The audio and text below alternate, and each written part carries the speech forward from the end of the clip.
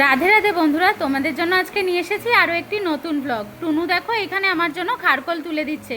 সাধারণত আমার বাড়িতেই হয় এই খারকোল পাতা, আর এই বাটা খেতে কে না ভালোবাসে, তাই ওকে বললাম তুলে আনার জন্য। সন্ধ্যাবেলায় আমি, পিউ, মনি চলে গেলাম পার্লারে আইব্রো করাতে। এখান থেকে সোজা চলে গেছিলাম টুনুর জন্য বার্থডে গিফট কিনতে। এটা ওর বার্থডের আগের দিনের ভিডিও।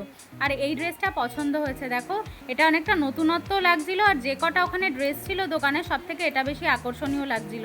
নানান ড্রেসের মধ্যে দিয়ে এটাই পছন্দ করলাম।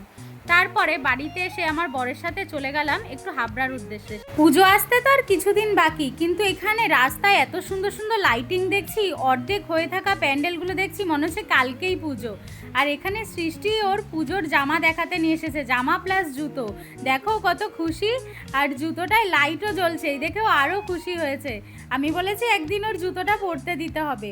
আর এইখানে দেখো কি সুন্দর ড্রেসের সাথে একটা ছোট্ট ব্যাগও দিয়েছে, ঠিক ওর মতন ছোট্ট একটুখানি ব্যাগ।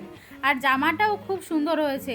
ও সাধারণত ভারী জামা পরতে পারে না, হালকা জামাই পছন্দ করে। আর পুরো জামাটা এত সুন্দর কাজ, এর সাথে আবার একটা বেল্টও দেওয়া রয়েছে। সত্যি বাচ্চাদের জামাগুলো দেখলে নিজেদেরই পছন্দ হয়ে যায়। পরের দিন চলে গেলাম তোমাদের দাদার সাথে বাজারে। অনেক দিনই বাজারে যাওয়া হয় না, আগে প্রায় দুইজনে বাজার করতে যেতাম, আর ও যেটা আনে সেটা আমার মন মতন পছন্দ হয় না। তারপরে এখানে ভালো দেখে একটা কাতলা মাছ নিলাম, অনেক বড় বড় মাছ ছিল। তারপরে চলে গেলাম সবজির দিকে। সবজি তো নিতেই হবে, আর টমেটো মাস্ট, আমাদের ঘরে টমেটো লাগেই। এরপর নিলাম কুমড়ো।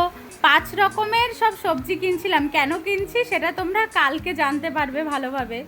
ব্যাস মন পছন্দ মতো সবজিও কেনা হয়ে গেল। পুরোটা বাজার ঘুরতে হলো কয়েকটা সবজি কেনার জন্য। এবার বাড়িতে রওনা দিচ্ছি, ওরও কাজের দেরি হয়ে গেল, অনেক বেলা হয়ে গেছে। তোমরা কিন্তু জানাবে কে কে মাছের পেটি খেতে খুব ভালোবাসো আমার মতন। ব্যাস কথা বলতে বলতে মাছের ঝোলটাও হয়ে গেল। তোমরা জানাবে ভিডিওটা কেমন লাগলো, ভালো লাগলে লাইক কমেন্ট শেয়ার করো আর ফলো করে দিও।